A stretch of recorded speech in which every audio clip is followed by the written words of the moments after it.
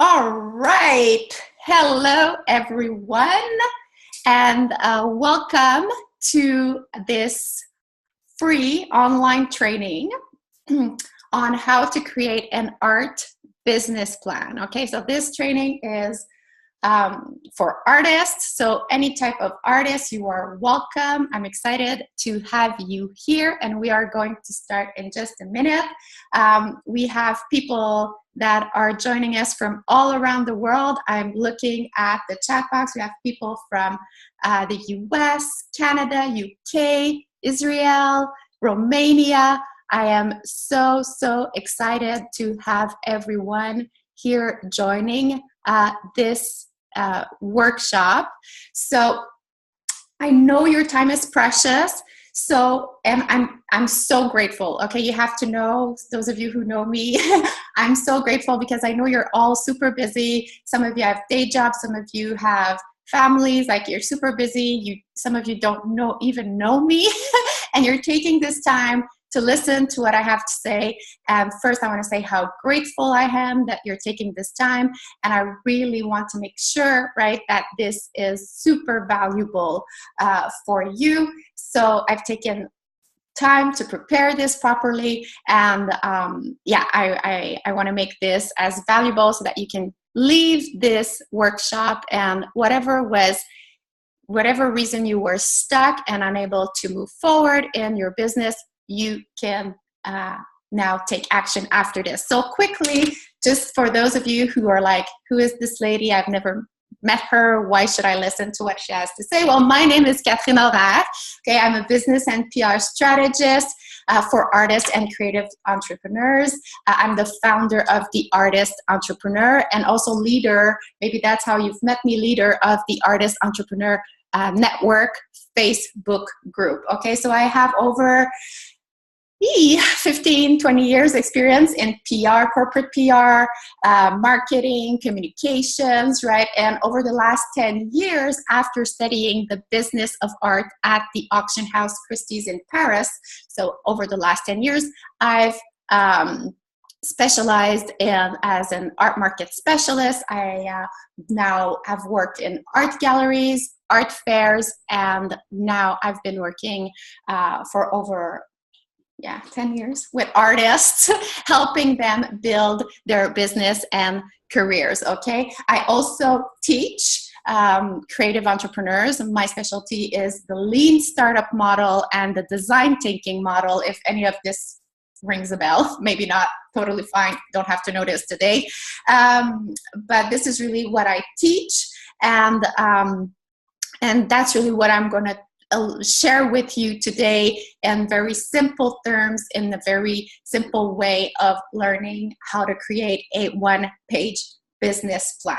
So needless to say, I have experience on the art market, working in galleries, working at international art fairs. I have experience working with artists, so I kind of know what I'm talking about. So if you're willing to listen, if you're willing to give me a chance here, I think you will find this workshop very valuable. But enough about me. This is not about me. This is all about you. So I'm going to share my screen and open up my slides so that we can get started. Can I say nod if you're seeing my slides? Melody, you're seeing it. Okay, great. Yeah, that's the button I need to push. Okay. Oh, I need to mute people here, though. I'm going to ask you all, please, so there's no chaos, to mute yourselves. Okay. Please mute yourselves because it's going to be hard for me to concentrate and for others to listen. There's background noise. Okay? So I'm going to dive right into it right now. Oh, before I say that, I just want to say, please mute. No, I need to mute you all because this is not going to work. Okay, let's do this one more time. I thought, okay. Oh, this is what I didn't do. Okay, I know what I did wrong here. Okay, I apologize for that. Now we can actually get started. And voila. Please close all distractions because multitasking is making you less productive. Grab your notebook, grab your tea, and please stay until the end. I will be doing a brief announcement for the lab that is opening today. So we'll be doing a 5-minute announcement at the end for the lab. If you're interested, great. If you're not, no problem. This is a value-packed training. And after that, I will stay as long as we need to. My next call is just at 2, so I can stay as long as we need to do a Q&A, okay? So ready? Let's dive right into it, okay? So you've received the template, and this is really what we'll be talking about today. My art, one-page art business plan template. So today we're gonna fill it all out, okay? So what are we going to talk about today? Why do you actually need a plan? Okay, I'm guessing that if you're here because you kind of know that you need one, but why really? Why do we stop and plan, right? These seven components, right, of the plan. So I'm going to walk you through them. The number one artists, like I said, I've been working with artists for 10 years. So the number one reason I think artists don't get the results they want, how getting clear on your target collector will get you more sales. I'm going to talk to you about that too. I'm going to share with you the key ingredient to having a sustainable art business. What else? How to plan and reach your revenue goals. I promised I would share that with you. And it's a very simple math and equation, and I'm going to share that with you. And finally, the often forgotten puzzle piece of the business plan that is so important. Okay, so those are the things we're going to talk about today. And I have a tendency to go over time, so I'm going to keep my watch here because I have a tendency to go on and on. So is this you? Okay, we're going to talk about art business today. So if I were to ask you, how do you feel, right? How does the business side of your art business make you feel? I just want to say that when I'm talking like this and I'm doing the slides, I can't see your comments in the chat. So you guys can chat together. When we'll go to the Q&A, then I'll be able to go back to the chat. Okay, just want to let you know I'm not avoiding, I just can't see it. So how is this? Who is this? Is this how you're feeling when we're talking about art business, right? So full disclosure, I'm a mom. I have a 4- and 6-year-old at home, and this lady is called Disgust. Okay, so if you've seen the movie Inside Out, the Disney movie, you know who she is. So basically, Disgust, that's how I've interpreted her role. So she wants us to believe she doesn't care, right? Like a teenager, like, ugh, right? She always has her eyes like this. And, but we all know she does, right? And maybe that's like you in your business, right? When people ask you about the business side of it, you're just like, whatever. But really, you would love for it to take off, right? You would love for it if people bought your work, because when they buy your work, it's validation, right? It means that it's impacting people. You're sharing a message through your art, and when more people see it, when people buy it, then it gives you the opportunity to create more impact, to buy new materials, to explore more, to create more, and then to impact more people. But the truth is, we can't just do and say I don't care, or I don't want to do business and I just want to create, right? It's fine. You can totally do that if you want to be a hobbyist. If you want to be a professional artist, right, you really have to start thinking business, right? So yeah, at first we all hate it. We all think that we would rather be painting or being in the studio, but it doesn't have to be that way. We can find a way to build a business that we love, that we enjoy selling to our target audience, engaging with them, and share our work with the world. So if this is how you're feeling right now, I just want you to know that I get it, and let's change this. Okay, so the goal today is to change this. Okay, so I get it. It's not easy. like I said, I've been working with artists for 10 years.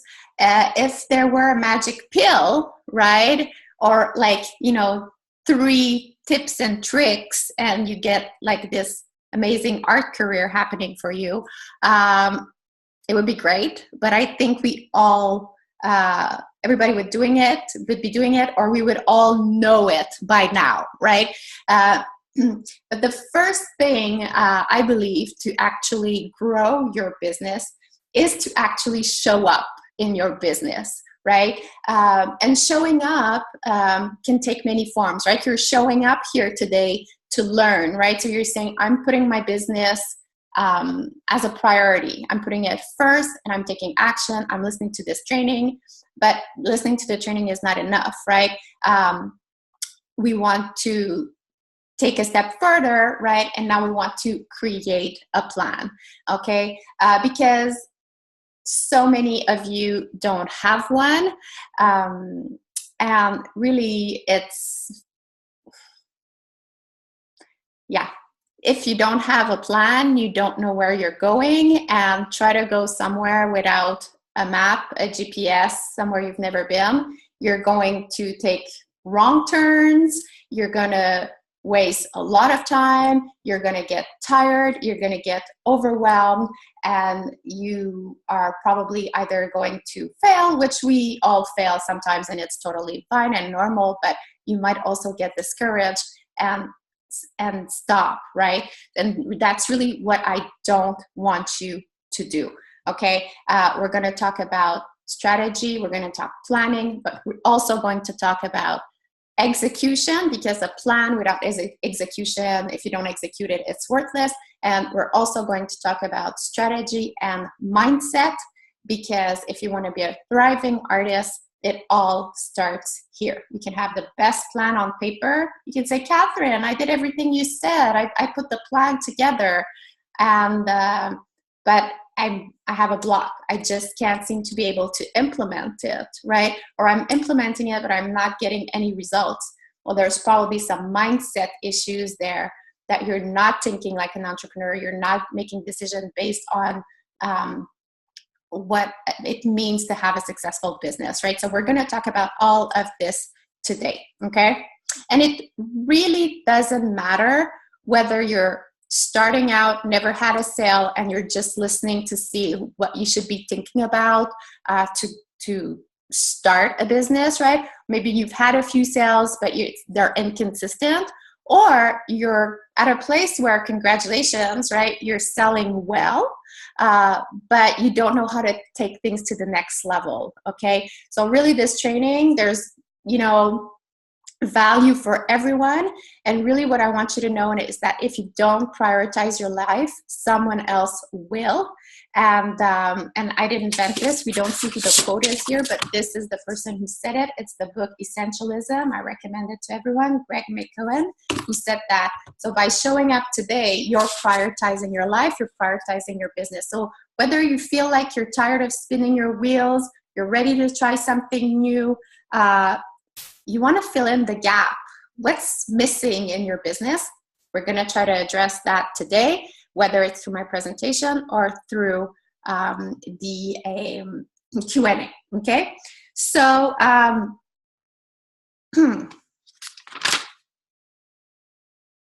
yes, the 5 reasons. My numbers, they're not in the right order. Yeah, these things happen. But so why do we need a plan? Well, first we want to gain clarity so that we can focus. I'm seeing names that I know here. I'm seeing people who know me. They can't stand me saying the word focus anymore, right? So if you've been working with me, I see people from the lab here, from summer school, right? Focus, focus, focus, right? But we can't focus if we don't have clarity. Also, putting together a plan gives us the opportunity to evaluate our options and see what is the best decision that we need to make, because we can't do everything. We need to choose, right? Essentialism, right? We can't do everything.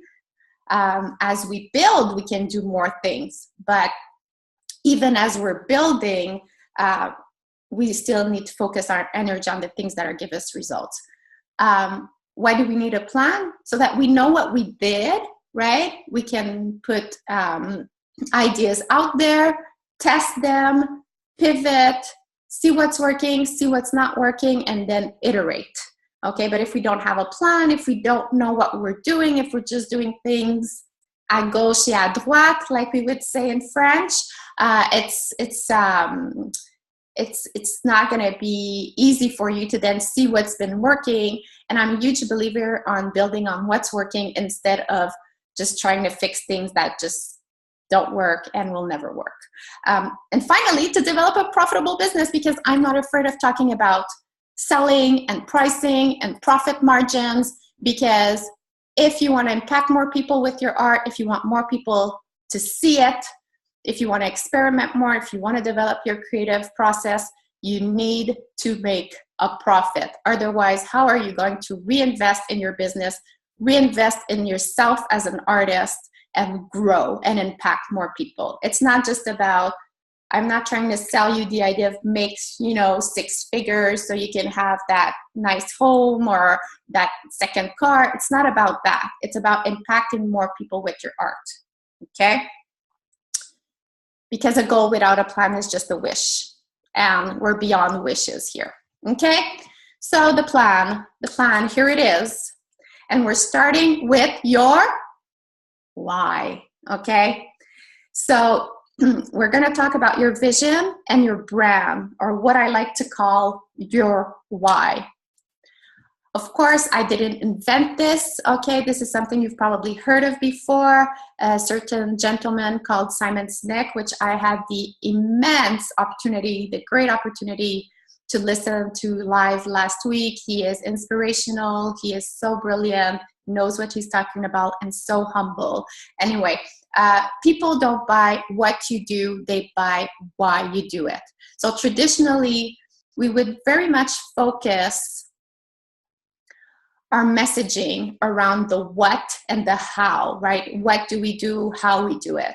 What Simon Sinek has brought to the table is thinking that really what you do, how you do it, right? For instance, when people tell me I'm an abstract painter, there's so many abstract painters out there. How do I differentiate myself? That is how, with your why. Because maybe you do abstract work, or maybe you do portraiture and you're having difficulty finding your niche, right? And finding the people who are attracted to you versus someone else. But there are not 2 artists out there who have the same why. And if you focus on your why, you will attract, right, people who are like-minded, who believe in the same things that believe in you, and will build that know, like, trust factor that you need to ultimately sell, okay? So in this section, in this vision and brand section of your one-page business plan, here are the questions I want you to start thinking about answering. So I hope you have your notebook, because I'm sharing with you a few questions I want you to journal about, brainstorm about, talk about with mentors or other artists, okay? So the questions are, first, what is your why, right? Why do you do this? Why do you want to be an artist? Why is this so important? Why isn't it just your hobby? Because let's be honest, it would be easier, right? So why should people care? Okay, so it's one thing saying why you do what you do, but why should people care? And that's going to come into your brand, right? Because please keep in mind, people, that a brand is not just a logo. I'm not talking about a logo here. A brand, so Amazon, Jeff Bezos says, a brand is what people say about you when you're not in the room. Okay, it's your culture, it's your aura, it's what people immediately think of when they think of you and your work. Okay, so why should they care about your story or your mission, right? Like, for me, my why is I believe that all artists have a place on the art market. Whatever you do, the art market is wide enough, right? You just need to understand where it is that you fit in the art market, and it's my job to help artists do that, find their place so they can have a profitable business, right? So why should artists care about that? Well, because that's what they want too, right? So you need to think about, what is your why? Would people care? And also in this section, you need to start thinking about your vision, right? What is the type of business you're trying to build, right? Because the type of business you're trying to build to develop is going to be linked to the brand and the why and what you want to communicate, right? What you want to put out there. What are your values, right? Because people won't just invest in the artwork itself. They're investing in the artist also. They want to know what this artist is all about, right? In today's modern world, it's not just about the end product, right? We want to know what you stand for. We want to know what you believe in, okay?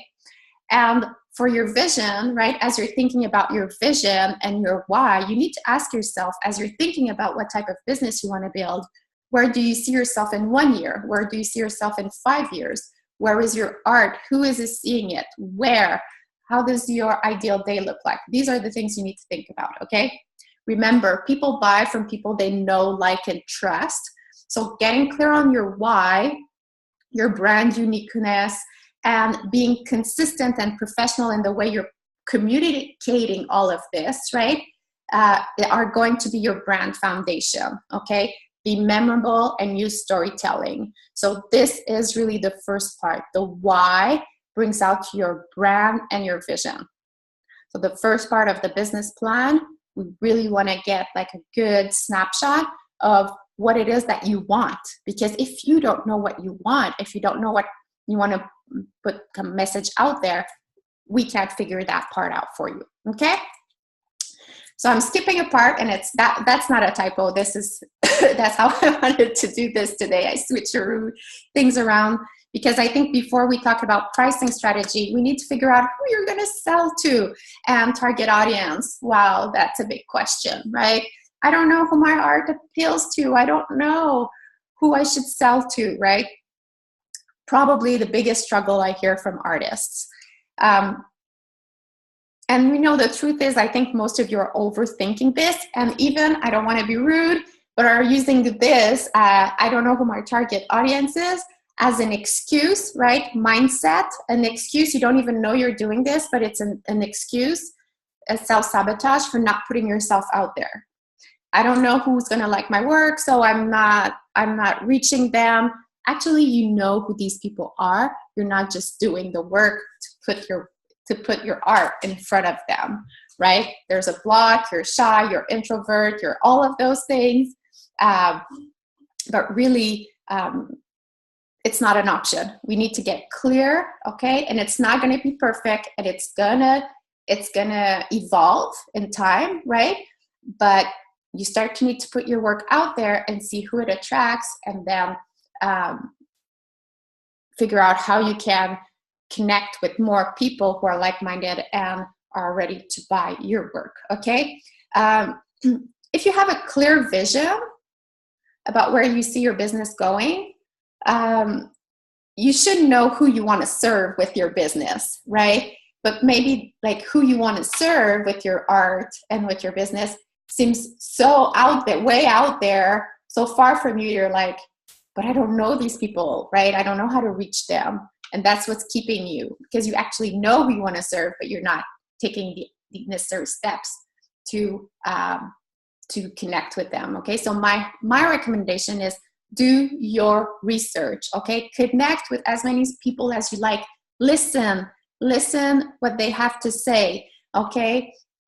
What makes them click about your art. You don't have to be like me, the chitter chatter, right? You have to listen and see what makes people say yes, right? Connect with you in a meaningful way.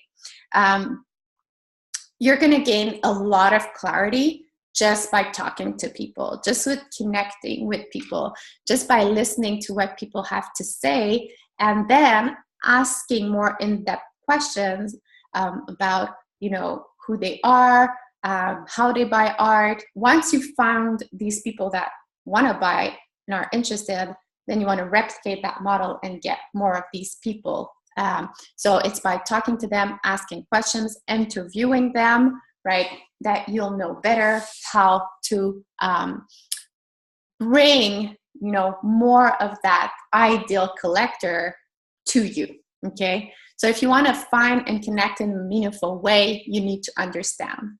So the first part of identifying your ideal client is really to be out there and understanding them. It's not just about demographics. It's about values. It's about beliefs. It's about interests. So get to know your market. Now, the fun stuff.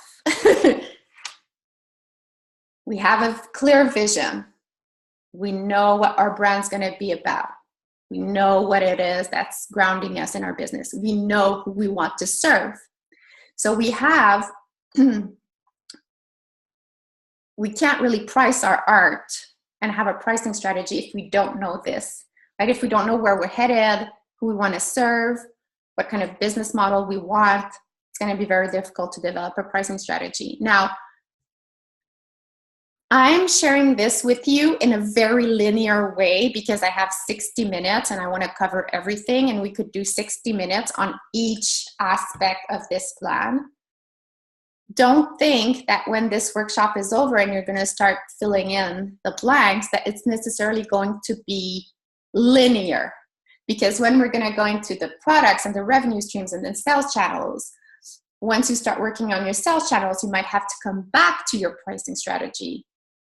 Maybe when you decide on your partners, you'll have to adjust your pricing strategy, okay? So this is not a linear process. There is going to be pivoting and iterating, but for the sake of this presentation, I'm doing it in a linear way. Just want to get that clear, because when you're building a business, there's nothing such a thing as linear. Don't get to point A to point B in just one line. Where was I?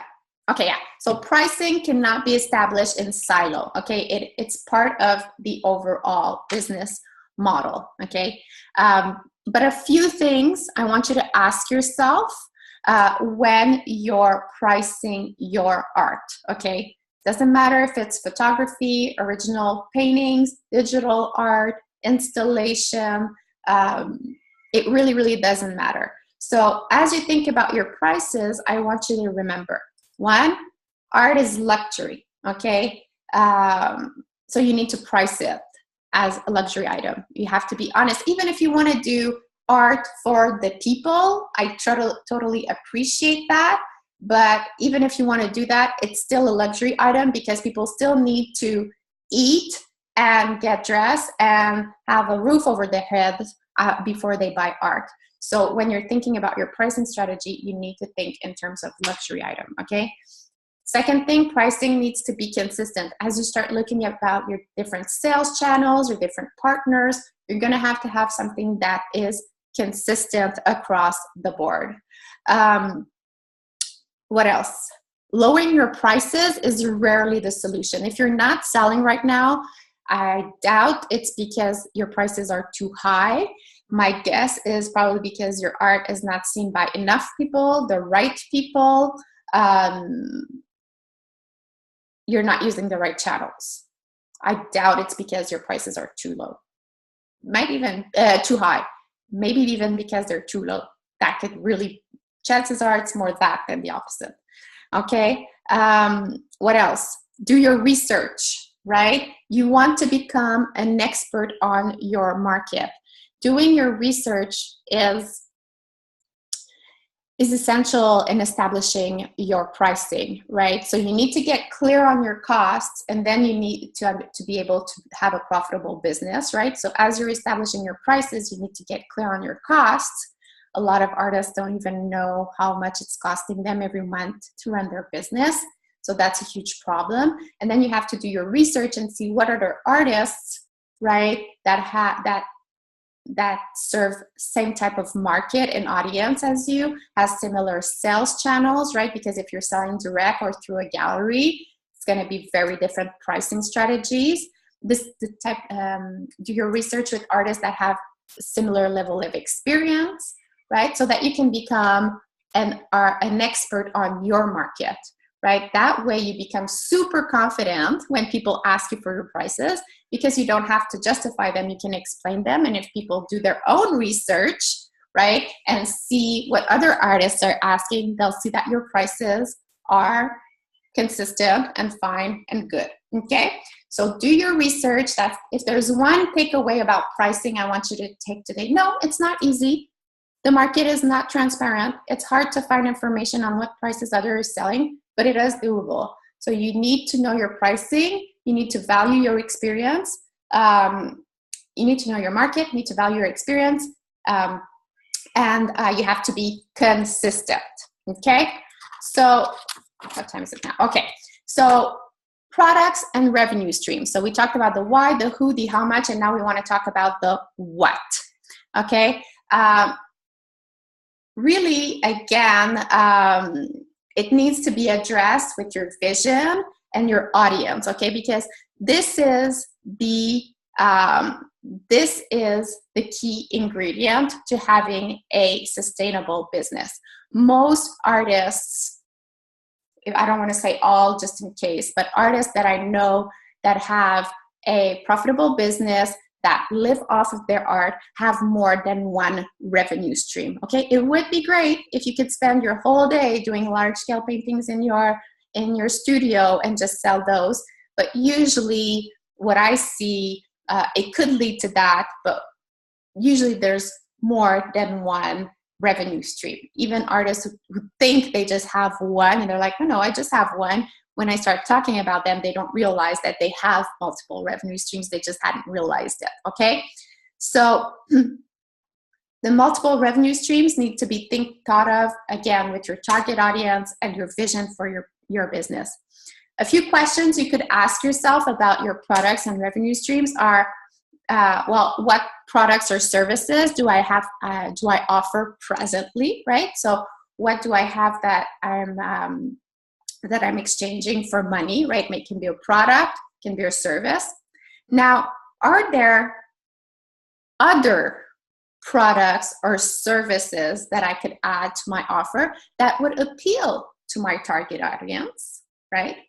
Or can I expand, right, and create new offers that are tailored to new audiences, right? So maybe you're selling to high-end collectors, but you want to create workshops for other artists that are starting, right? Or maybe you sell originals to high-end collectors, but you want to have lower price point prints that you could sell to your family, your friends, people who've been asking, but just can't afford your high-end work, right? So that's what I mean by revenue streams. It can be a service, it can be a course, it can be a different product line, it can be starting a complete other line of art under a different brand. I've helped artists do that.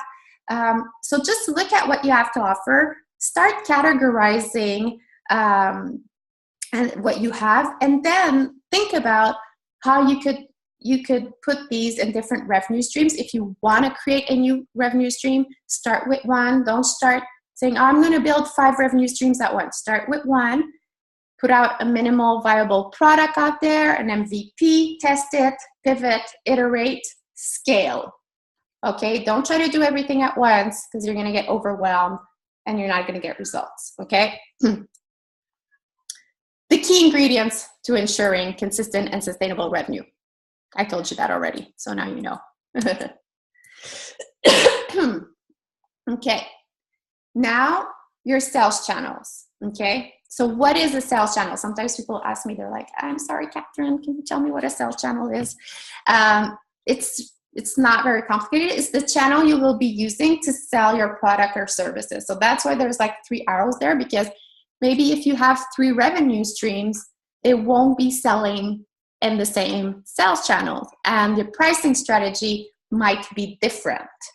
For instance, maybe your original work, you want to sell through galleries. A gallery is a sales channel, okay? Maybe you want to sell online. Well, your website and having an online sales channel is another sales channel. I think now you can sell directly through Facebook. I used to say that Facebook, it wasn't a sales channel, it was a communications channel, but now you can do whatever you want. Like you can order pizza from Facebook. So Facebook could be a sales channel too. An art fair. Art fairs can be sales channels, right? What else? You could decide that your studio is a sales channel, right? So for each revenue stream, you might have more than one sales channel, but even in your revenue streams, you might not necessarily have the same ones, right? Maybe you have workshops that you sell one way on a website, and then your work you sell only at events, right?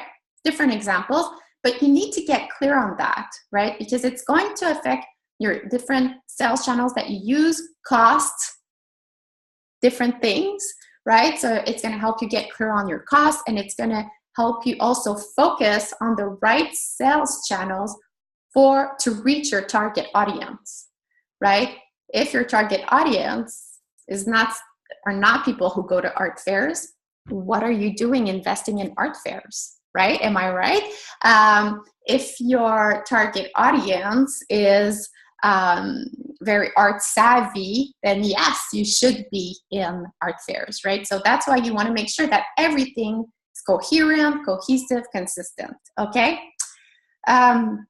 A little bit about the word selling, right? Because we're talking about sales channels, and I couldn't be doing this workshop without giving you a little bit of my take on selling.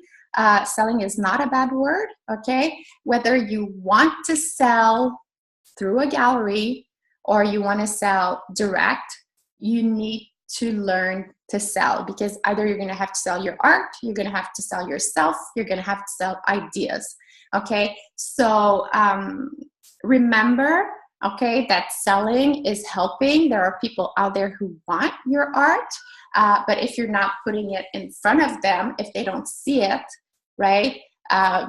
If it's not experienced, if your people cannot experience your art, there are no chances for them to buy it, okay? Because first people need to experience it. So which sales channels are you going to use, right? So that your target audience can experiment your art.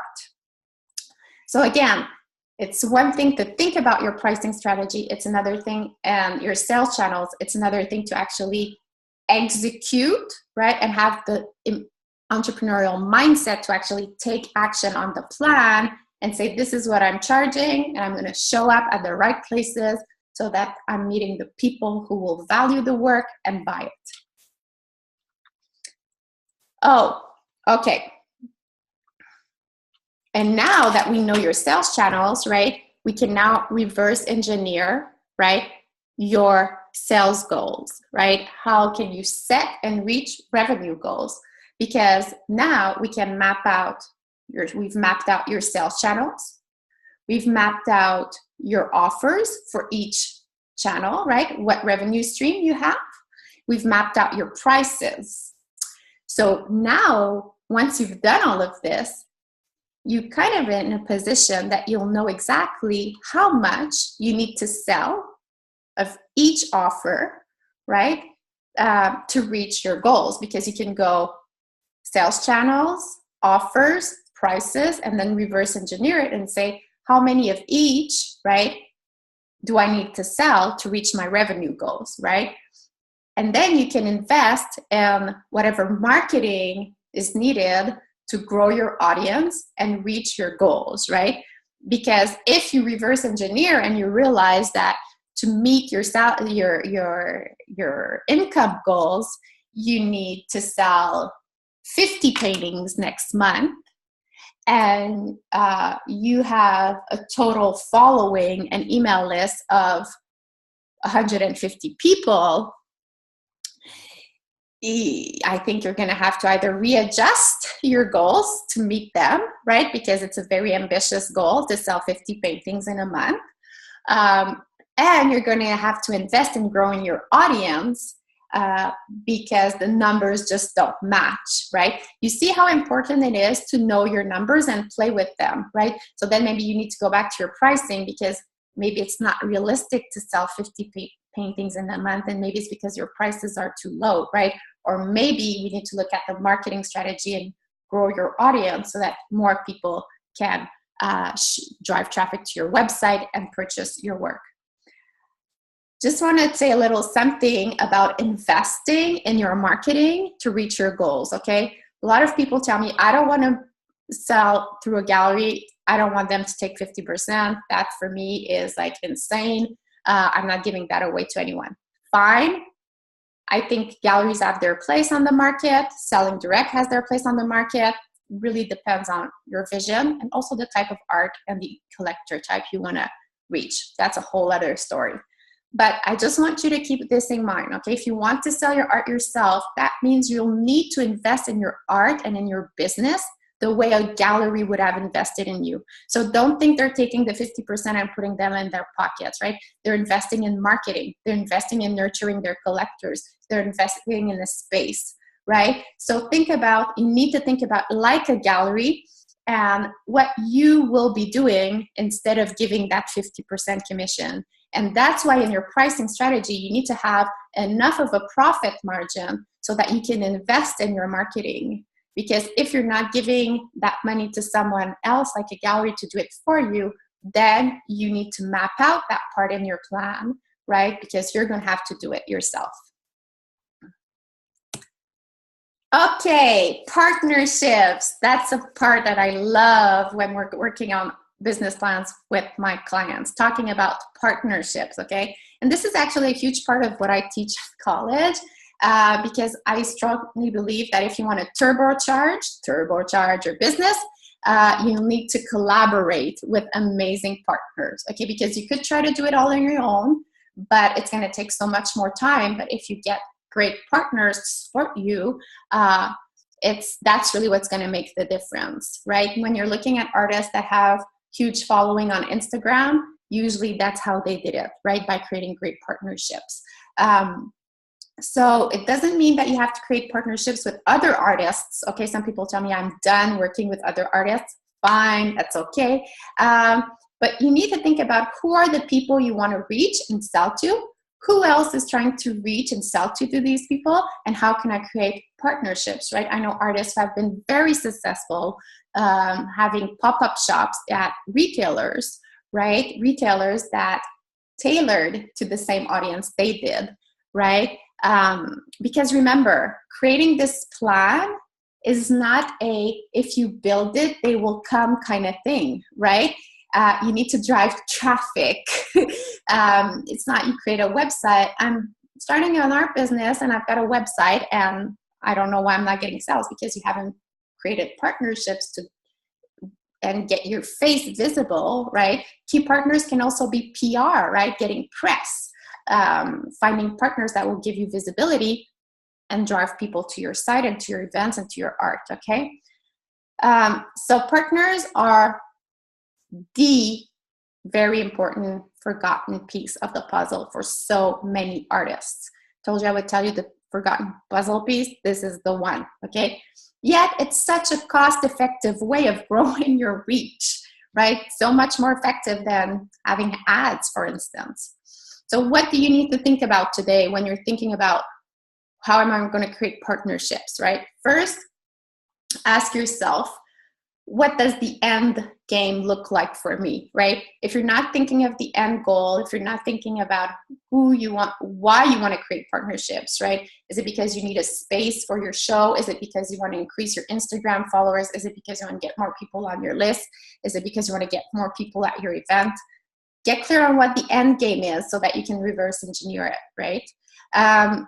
Who are the people who are talking to the people you want to talk to, right? What are the brands, the influencers, the reporters, right? Business owners. Those are the people you want to focus on. Why? Because number 3, what could you do together that would be win-win? It's not a partnership if it's not win-win. And before you ask, you show up to someone, a business, a brand, and ask coldly for them to do something for you. Ask yourself what you can do for them, right? Offer them support. See how it can be a win-win partnership. See what you have to offer that would be added value for them, right? And that would be that would lead to you reaching that end game that we were talking about. Okay, so doing it alone, not an option at all. Okay. I'm sorry.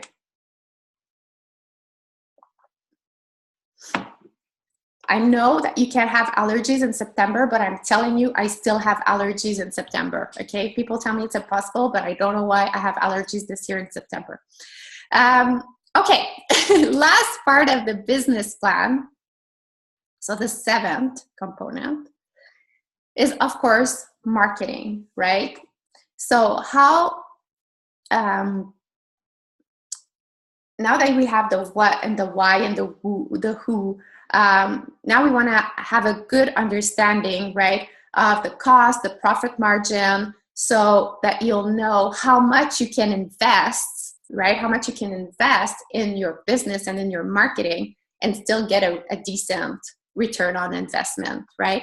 So basically here, this part of the business plan is asking yourself, how will you connect with your audience? And it's very connected with the partners. That's why they're together on the plan, because there's going to be interaction between your marketing and how you're going to work with your partners. It's all going to come together. Like I said, this plan is not linear. All of these pieces need to fit together. Okay. So artwork that is not seen or is not experienced cannot be sold. Okay. So, and relying on Facebook and its algorithm to show your post to your fans is not a marketing strategy. Okay. Some people are doing amazingly well selling their art on Facebook, and trust me, they have a much deeper strategy than just posting and leaving on Facebook. Okay.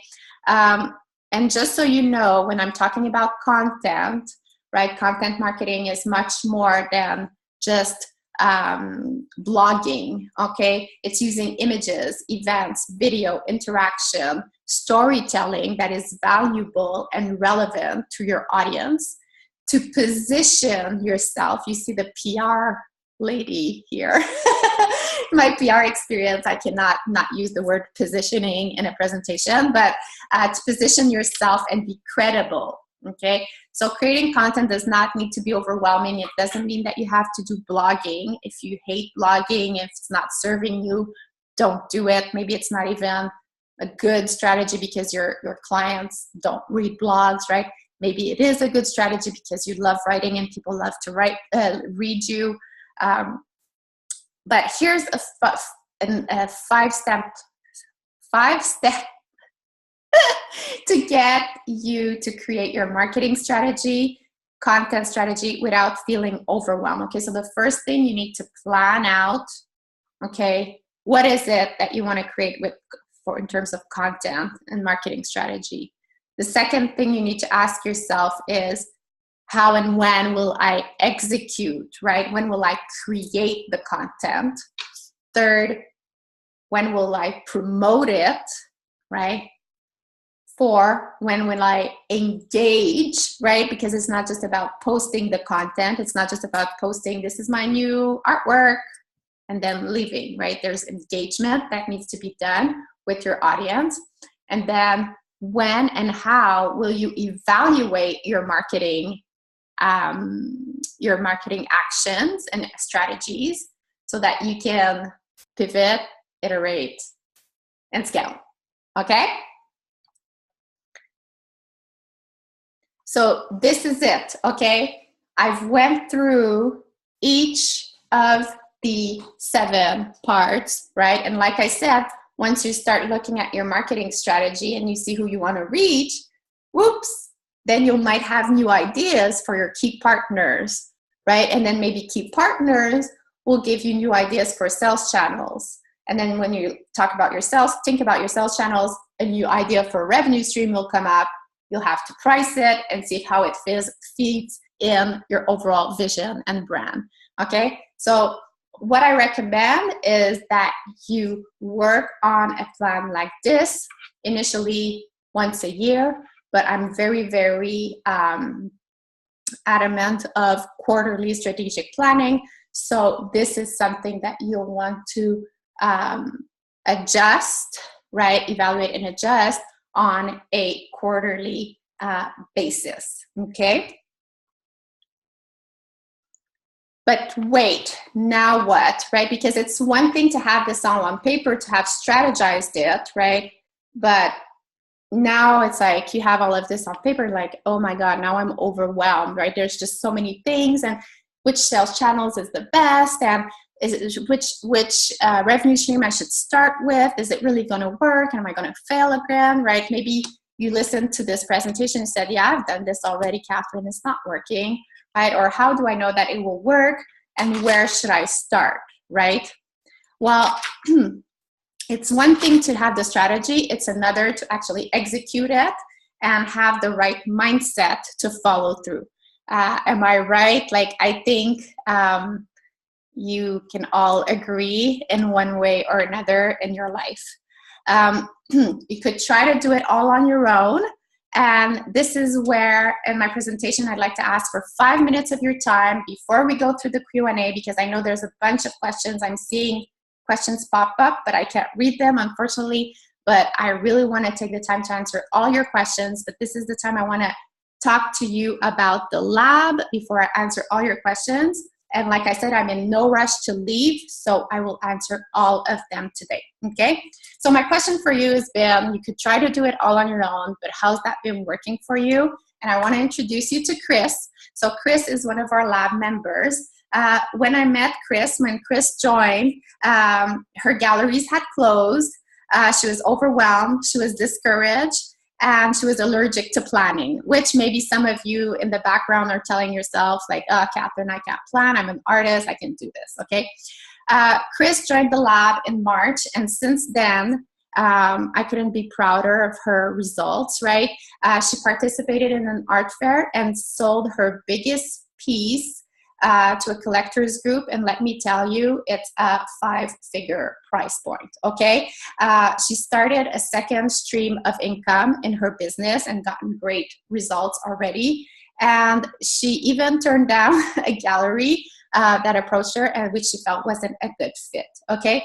So Chris is just one of the members of the Artist Entrepreneur Lab, which is my exclusive business incubator for artists. And today I'm announcing, I don't have any special effects or anything, but that the doors are open. And when they say they are open today is because I only open doors for the lab a limited time every year, because I am it's a private community, and I'm going to tell you more about it. It's a private community of artists, and I am very, very involved with these artists. I help them grow, and when doors are closed, I'm fully committed to supporting them and not trying to sell the lab on the side. So when I say doors are open today, and they will be until September 26th after they close. I am working inside the incubator, and my main focus is to help the artists and not do a bunch of other marketing to get more people in, okay? So basically the lab, so if you're not seeing the full slide there, if you want to know more about it, it's www.theartistentrepreneur.com/lab. So what is the lab? Okay, very quickly. It's what I think a winning combination for your success. So you get trainings, coaching, community, okay? This is not an online course, because unfortunately online courses, I think it's 5% of people complete those. It's really a very cohesive program that includes trainings. So you get lifetime access to trainings library. So yes, if there's a gap to be filled, you can go in the training library, and I can help you choose which training is right for you, depending on what you want to achieve with your business and where you're at in your business. We also have live quarterly planning sessions on the lab with this group of artists. So every quarter I meet with all the artists on the lab, and we create a specific plan for you. Okay, so it's not a general business plan like what you just learned here. It's really now it's more of an action plan where we look at what worked, what didn't in the past quarter, and we set goals and put on a plan for you to reach your goals every quarter, okay?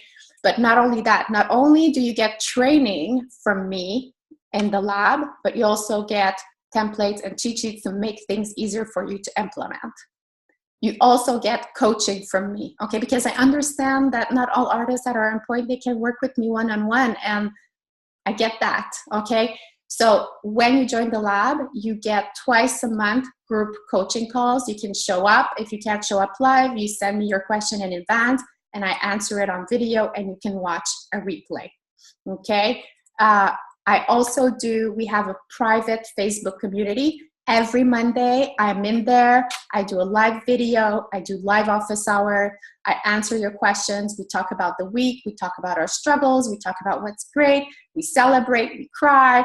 Anyway, we have a lot of fun in there, but we grow the business. Okay, so you get coaching from me every week on the Facebook group, and twice a month during a call.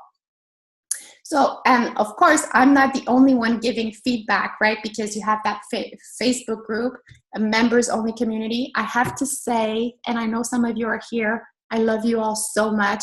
This community is amazing. People are so supportive. Sometimes it's because of art related questions. Sometimes it's personal issues. This group has gotten to know each other, and they're all such amazing people, such generous people. They all come from different areas of the world, different backgrounds. So I'm there to support you, but the personal feedback, it comes from me, but it comes from a bunch of other artists that sometimes I didn't even think about it, and somebody else comes in and says, have you thought about this? Did you try that? I did that last month. It worked for me. See how you could do it. So it's not about competition. It's all about collaboration, right? So really, I think the lab is something I don't know that is out there. I've never seen something like it, and because it really, in my opinion, brings together everything you need for success. Plus, I also offer bonuses when you join. So you get my boot camp, which is worth $147, which are other trainings. Every month, an artist gets to win a one-on-one with me. And that's great because we turbocharge and you go much faster. I can set you up with an accountability partner if you want. And we have guest expert trainings because I don't think that I know everything. So when I don't, I bring in guest experts and they fill in the gap. Who decides what trainings we have? Who decides what guest experts we invite? You do. You tell me. Like yesterday, someone said, could we have a training on this? I'm like, I'm on it, guys. Okay. Like when we feel that there's a gap and that the training is not in the members area, it's my job to find you someone who can give you a training on that, okay?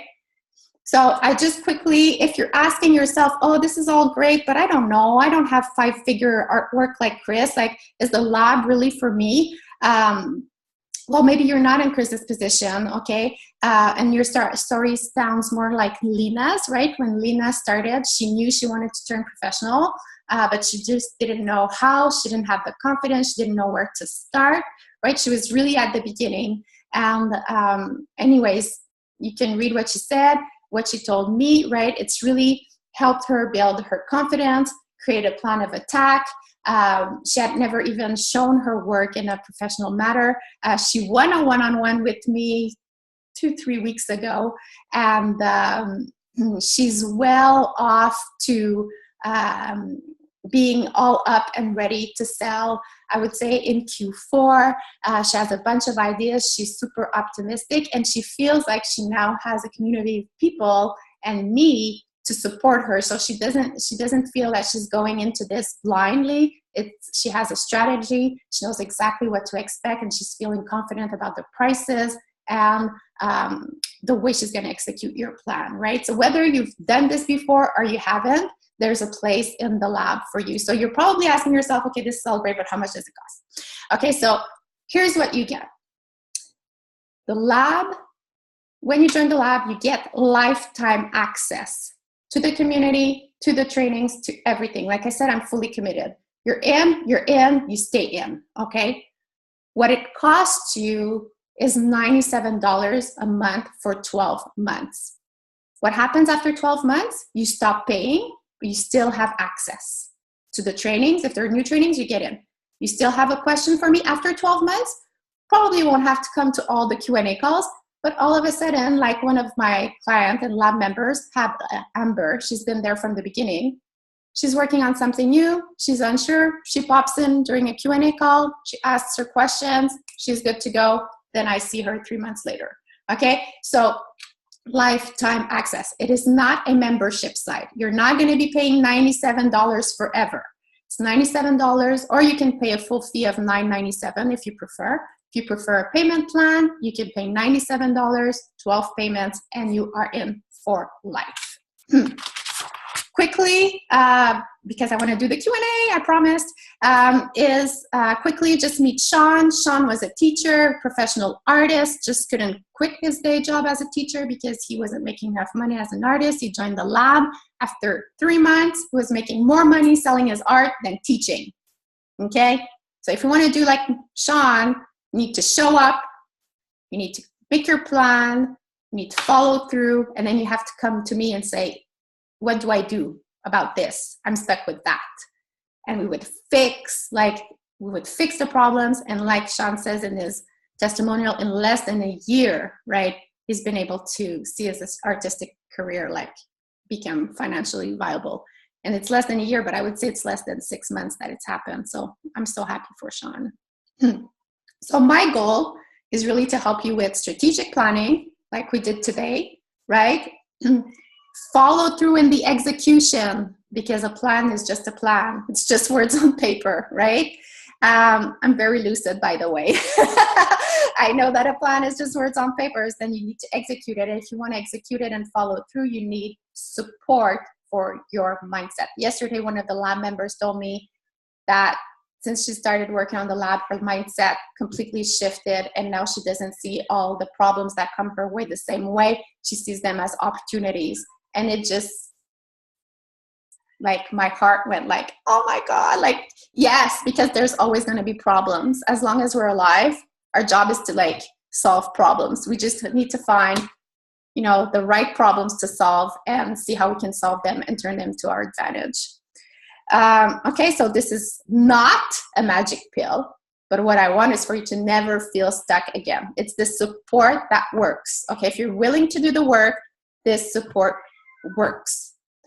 I'm truly committed that that's my promise to you, okay? I have a no artist is left behind guarantee. If you do the work, if you show up for the strategic planning sessions, if you show up for the coaching calls, if you show up for office hours, if you ask questions on the lab and it's still not working for you, you tell me, we hop on the phone for 30 minutes, I guarantee you will get unstuck, okay? Yeah. So that's my guarantee to you. I will get on the phone and do a one-on-one call with you, and I will support you until you are unstuck. Okay? So what's it going to be this year, right? I know you've got this. You've got someone who cares. Would it feel like if you had someone who cares, not just me, but a community of artists who would be there to support you this year, okay? So like Cinderella, ask yourself if we're the perfect fit. We're all waiting for you, a community of artists on the other side. But like Cinderella's story, like I told you at the beginning, doors to the lab close September 26th, and they won't reopen again this year. And don't ask me when they will reopen because I don't know, okay? All depends. There's only one person who decides, that's me, and I don't know now, okay? So the lab, that's it. That was my quick pitch for you. And now I want to answer all of your questions, whether they're about the lab, whether they are about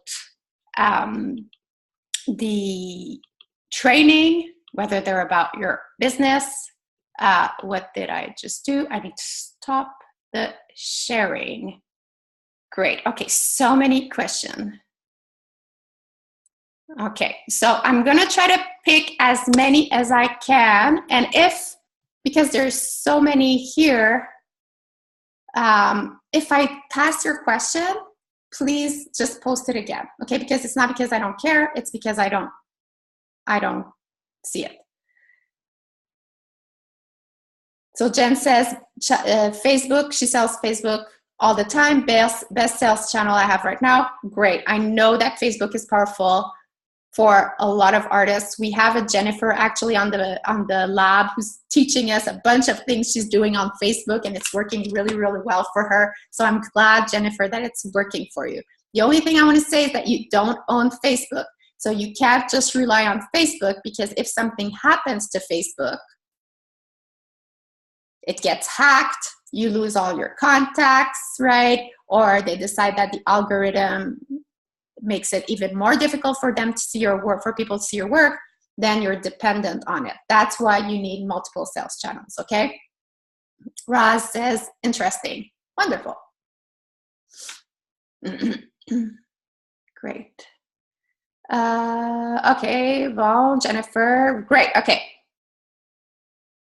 Jess asks, when it comes to credibility, what makes an artist trustworthy or credible to their target audience? In a regular business, it's things like being established for many years, great reviews, being responsive to inquiries, but what makes me established as an artist?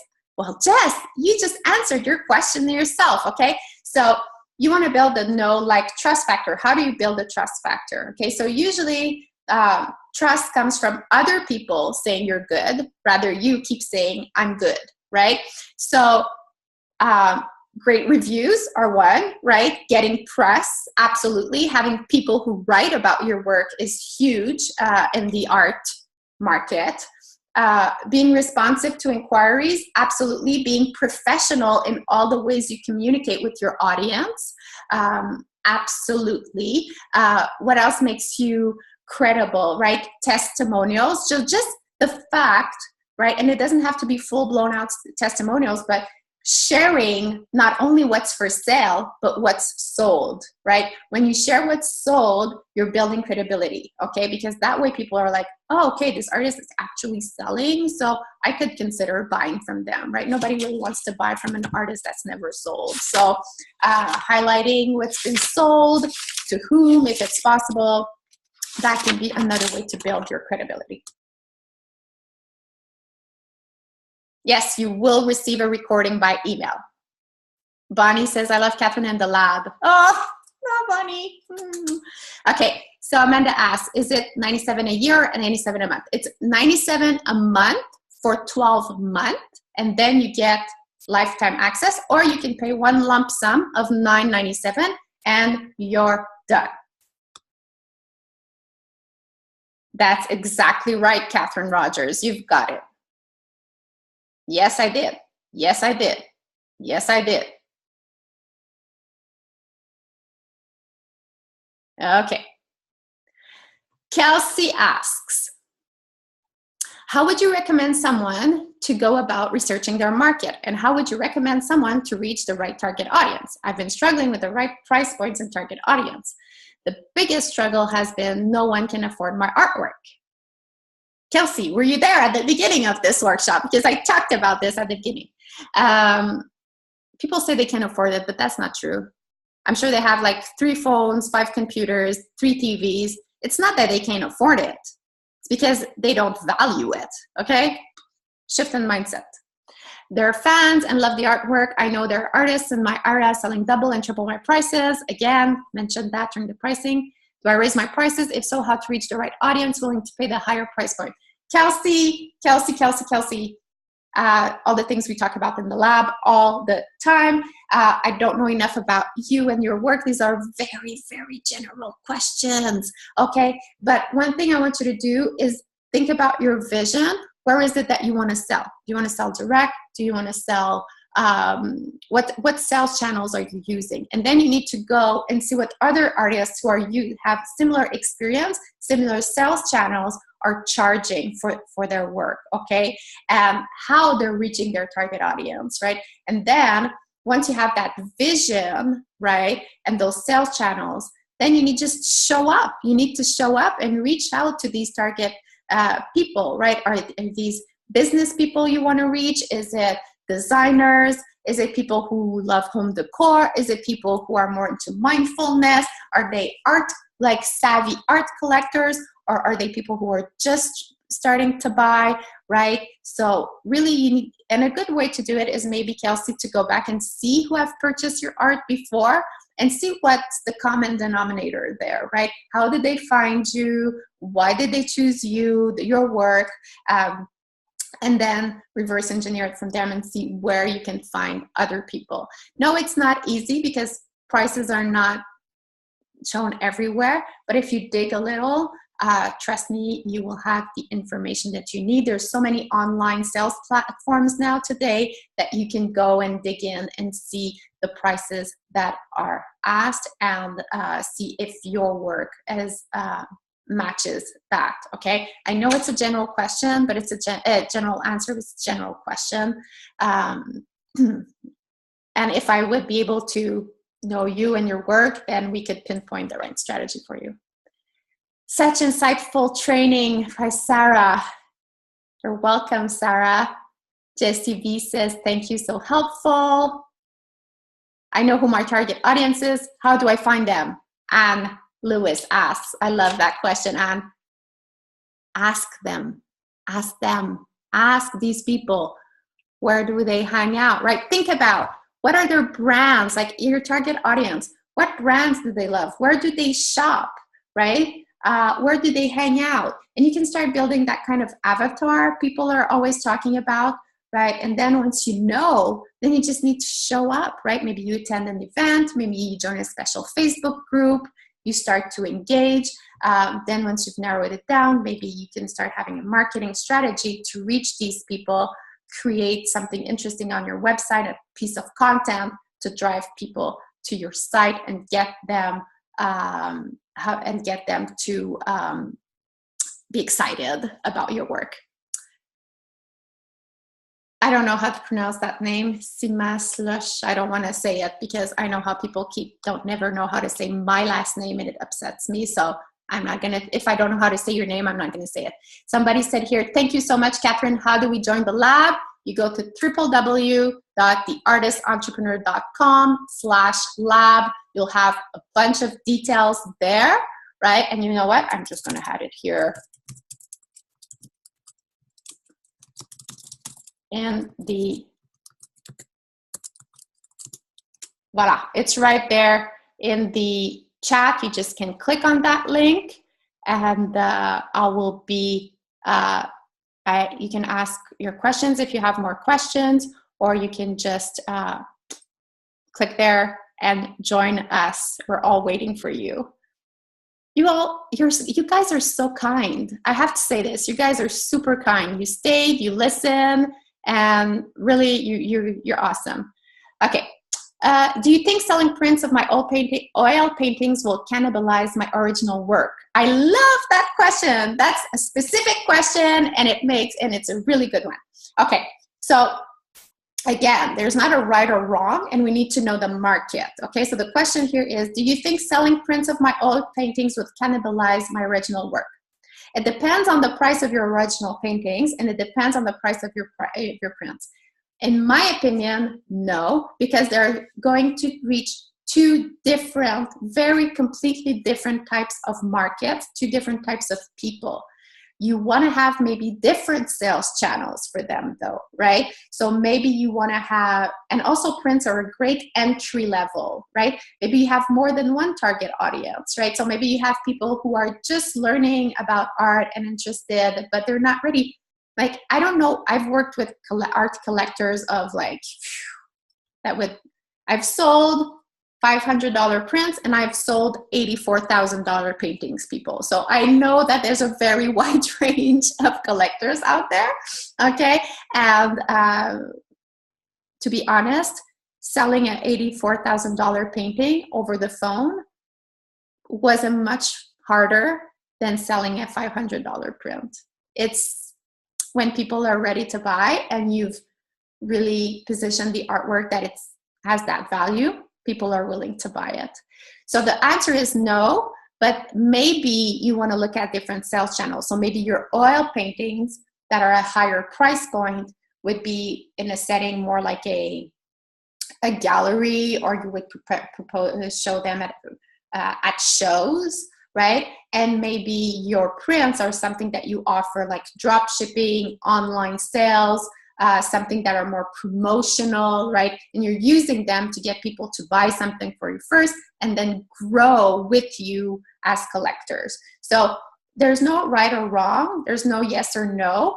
But what you need is to have that strategy and be very clear on when you're selling your prints and when you're selling your originals and to who, okay? But I love how you're thinking there. Very strategic. So Catherine Rogers asks, I'm in a similar boat that some can afford, so I'm doing some special holiday items, limited numbers at lower price points, so try and establish some collectors. Going to try to let you all how it works. Okay, that's not a question, but I'm guessing you mean you can't afford the lab, which I totally understand. It's the holidays. If you're thinking about doing something for the holidays, people, get your plan together by October. Okay, when artists come to me and it's like after Thanksgiving and they're like, oh, I want to do something for Christmas, I'm like, no. You need to start planting seeds in October if you want to reap the benefits during the holidays, during Black Friday. Why? Because although it's an opportunity, it's super crowded. You're not the only one who had that idea, right? So people who are waiting for Black Friday or waiting for Boxing Day or waiting for the holidays to buy something, they're already thinking about it now and saying, you know what, I want this, but I'm going to wait for Black Friday. So if this is your plan, start thinking about it, okay? The recording will be sent by email tomorrow morning.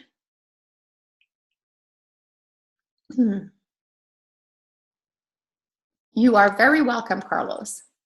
In one of your answers, you said that no one wants to buy from artists that never sold a piece. Then how do you make your first sale? Okay, well, first, I'm talking about, so the first sales, let's be honest here, usually first sales are done through people who know you already, right? Family members, friends, acquaintances, right? And then what I would recommend is to put a show together, right? So if you want to do your first sale, put a show together and I invite everyone you know, because your art needs to be experienced, it needs to be seen, and chances are you will sell. Like I said, and when you do your first show, and if you've never sold, price yourself low, like someone who's starting out, so that you can get work out there.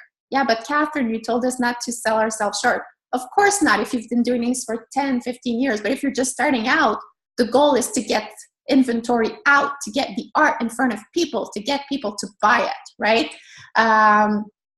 So that's why your first goal is just to get art there, so that when you start selling, then you start increasing your prices. So really, my answer to you is make sure your art is seen, put on a show. It can be an independent show. You don't need to wait for a gallery. Invite everyone you know, make a few sales, take pictures that people know that things are selling, and then rinse, repeat, okay? Carlos, my question, do you suggest having work, then finding the market? Absolutely. You need to find your voice. You need to have work, right? So sometimes on the lab, when we have strategic planning calls, Carlos, quarterly strategic plans, some artists decide, you know what, this quarter, my focus is on creating more work. I feel the need to evolve my creative process. So I will give them tips on how to stay on top of their marketing, right? Because you don't want to drop everything. You want to stay on top of your marketing. But sometimes, yes, you have to come back to the art, right? And I truly understand that. That's really probably what differentiates me from, business coaches or consultants who don't know the art market. Yes, you need to find your voice as an artist, right? So that you can market yourself properly. You need a consistent body of work before you pitch to a gallery. Absolutely, Carlos. You are absolutely right. Irene says, thanks, Catherine. My pleasure. I have to admit, I don't know much about art collectors, maybe because the people I hang out with aren't. Well, art collectors, I mean, we have this idea of what an art collector looks like, right?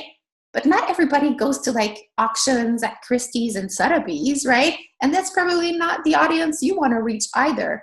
I'm an art collector and I'm a mom, and I'm a, you know, I volunteer in my community and I have a business, and, you know, it's just, we need like art collectors. The reason why I talk about art collectors and not just buyers or clients or consumers is because you want to build a relationship and sell them more than one piece. You want them to follow you throughout your career and support you in your career, right? It's so much easier to sell to someone who's already purchased from you, right? Than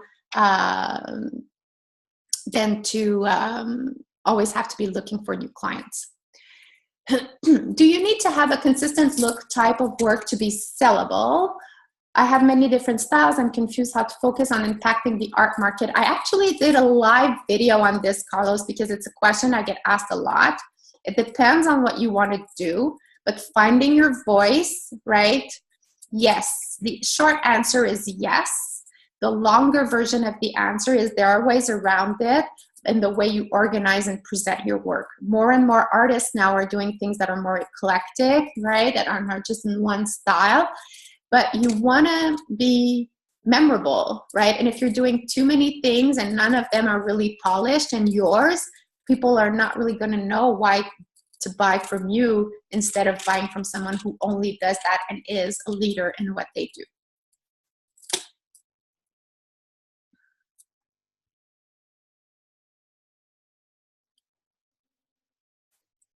Art collectors seem like elusive unicorns. Is there an Art Collector 101 course? Where and who are these people?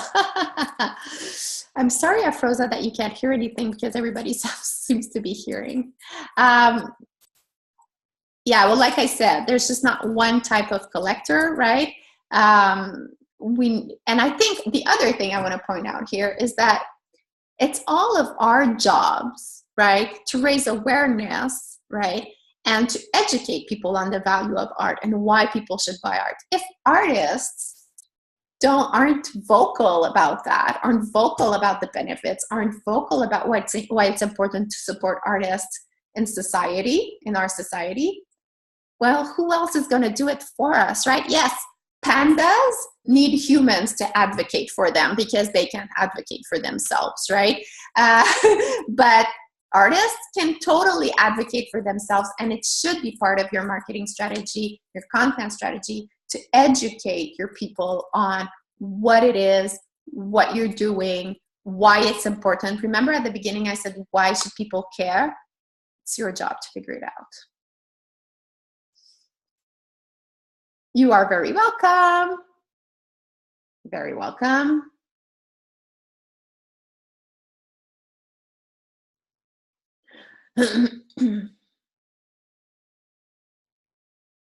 What's the price range that someone is too low? Oh, that I cannot tell you because it depends on your market, right? If you're doing a show in downtown Manhattan, if you're doing a show in a rural area, it's going to be very, very different, the type of pricing you're going to ask, but also your costs are going to be very different, right? Renting a space in a community center, renting a space in Manhattan is going to be very different, and your prices are going to be, so the first thing is to know your costs, right? Then see what is it that you can create, what is it that you can sell, right? And then go and see shows, right? And see what other people are charging. And then, because for me, like 500, 1,000, 5,000, it doesn't mean anything. It doesn't mean anything if it's not in context, right? Are you paying a 50% commission or not, right? All these things. So it would be very unprofessional for me to give you a number right there. But it needs to be strategized with your pricing and with your costs, right? And your market, basically. Pascal says, such helpful advice, feeling inspired to put it into practice. Thank you. Well, you are very welcome. Just make sure that you actually do put it in practice, okay? Rebecca says, how do you recommend building an email list if you're focused in selling work mainly online?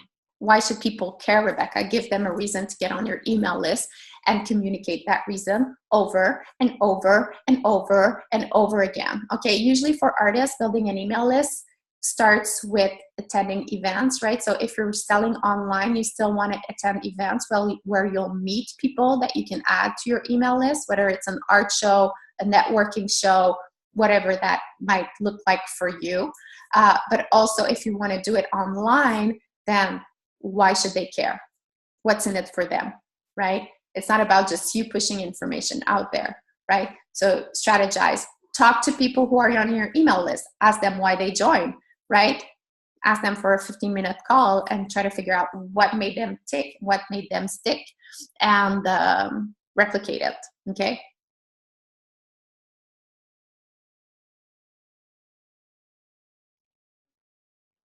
Okay, Michelle asked, I'm a full-time artist entrepreneur, but my cash flow isn't yet sufficient to fund marketing investments. Okay, like many artists.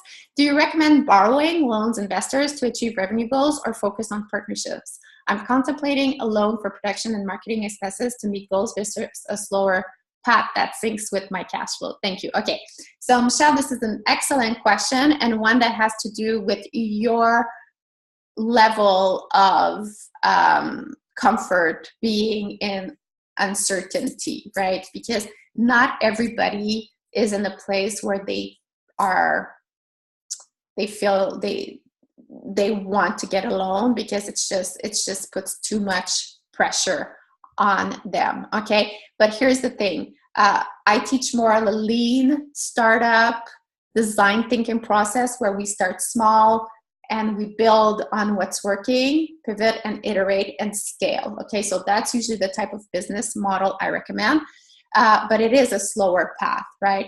And that's where focusing on partnerships can be super helpful. But I think you don't have to do one or the other, especially if you go with loans, and a loan, they're gonna ask you, like, what's your plan? How are you gonna make this amount that we're lending you grow, right? So you're gonna need partnerships one way or the other. But then I say, well, borrowing is really a personal decision. I know some people will say, go ahead, borrow, but it's really how averse or comfortable you are with the risk there. What I would say though, Michelle, is whatever you do, whether it's with me, whether it's through a mastermind of artists, whether it's through a seasoned business maybe acquaintance that you have, don't do it alone. Okay, so if you get a loan and you have a plan, get support for the implementation, because you're going to see that the cash is going to, like, just as soon as it appears, it's going to disappear. And you want to make sure that you've put in places metrics and systems to evaluate and measure your ROI and be able to grow. Okay, so my only recommendation to you is, if you're going to invest money in your business, you're only as good as your team. So set yourself up for success by having the right people to support you in that process. Okay, and I'm excited for you though, because it's huge. It's huge that you're investing in yourself. You know, when people join the lab, I'm like, it's only $97 a month. I don't take this lightly. Take this lightly that you want to invest and get a loan. And that's why I'm not just blurting out, an answer to you. But it's huge, right? And I'm proud of you for believing in yourself enough to do this and taking the actions that you need to take. And it's not going to be linear, Michelle. It's not going to be linear in terms of results, but it's going to be so worth it. So how do I find the right audience for my abstract art? I live in Dallas. Locally, they only accept figurative artists. Okay, how do I approach them? They only speak with established artists, well-known ones. Well, become a well-known established artist, Afroza. So we talked about it at the beginning, and I think you weren't able to hear, so maybe you want to check in with the replay. But really what you want is connect with your why, have a bigger vision for your business, And really, if the galleries are only doing figurative work, well, they're not going to take you. I'm sorry to say that, but they're not going to take you. Why? Because they don't have the collector base to sell your work to. So what's the point, right? What's the point in pushing to get into a gallery that won't sell your work, right? So find who's buying abstract work, and I doubt that there's no one in Dallas who buys abstract work, and see how maybe you could find partners, put a show together, and attract these people. Irene asked, what kind of topics would collectors like to read about in an artist newsletter? Again, collectors is a very large term. You need to find who are your people, and then you need to go ask them, and trust me, they will tell you. They will be happy to tell you what they want. People love talking about themselves. Come on, people, we all know that. Show interest. Thank you, thank you, thank you, thank you, thank you, thank you. My pleasure, pleasure, pleasure. How many pieces do you recommend as having a solid body of work to shop around market? You need at least 12, 15. Voila! I think I've answered all the questions. Okay? I don't know if you can hear my cat in the background. Okay, so going once, going twice. Do I have other questions? I am a mother of 4 and 6-year-old also. Amanda, me too. I will stop there. How do you balance your time between work and family? I am just starting a business and find it a struggle to balance my life. Ha ha ha, ha ha ha, ha ha ha. Well, you know what? I don't know if balance really exists. I don't know if it's a myth or what, but listen, Amanda, I know because I have a 4 and a 6-year-old, I have a business. I have a wonderful husband who has 1 job and 3 side gigs. So we're kind of busy around here. And but you know what? It all comes back to my why and my priorities. I don't do it all. I can't do it all. There are things that are important to me, and there are things that I've just learned to let go. Okay. Yeah. We talk a lot about that in the lab, and I feel for you, but you're going to have to accept that not everything's going to be perfect. And what I would want for you is to create a plan that really focuses on, you know, the 80-20, right? Where the 80-20 rule, right? So what actions can you take that will give you the most return on your time? And when we're starting, you know, it's about building an audience and getting the work out there, and getting people to see it as much as possible. I know it's a challenge when we have children, but it's also why we want to do it. So I want to say congrats to you that you're wanting to do this for yourself and for your family. And I just want to say it's totally worth it. When I sign up for the lab for the whole year, what does the lab consist and cover? Afroza, I've talked about all of this, and you can go on this link. I'll write it again. And all the details are there. And if you still have questions, email me. Just reply to any newsletter email you've gotten from me. Go in your deleted items there. Reply, send me a reply, and I'll tell you. And I'll tell you also if I think you're not the right fit, okay? I've told people in the past, okay? How about crowdsourcing or Patreon for investors? Great idea, because this is a great way to get collectors, people who are becoming ambassadors, fans, and will become partners in growing your brand and your business. So yes, the only thing about crowdfunding and Patreon, the biggest mistakes artists make when they do that is they launch their campaign and then they start doing their marketing strategy. Okay, your marketing strategy needs to start way before the campaign is even live. Okay, so you need to strategize your campaign, start putting action your marketing plan, then hit the market with your campaign. If you're on the Artist Entrepreneur Network, if you do a little bit of search, we've had Tutorial Tuesdays on this. You could search it and you get more information. Am I amazing? I think I am. Thank you so much. Yeah, the cat is hungry. I know. She's so annoying. I love her, but she's annoying. Okay, thank you so much. Thank you. Thank you. You're welcome. Any other questions before I go? Because you guys know I don't do this often because I do this for my clients usually. Okay, well, I seem to have covered everything. Again, very grateful for your time. Again, very grateful that you took the time to listen to my workshop, the content I share with you, my pitch on the lab. If you have questions, if you're ready to join, theartistentrepreneur.com/lab. If you have questions, reach out, okay? I'm like you. I know it's a big investment, and I want you to make the best decision because I only want happy artists in the lab, okay? Thanks, everyone. À la prochaine. À bientôt. And for those of you who don't join the lab, well, I'll see you on the Artist Entrepreneur Network, okay? Bye, everyone.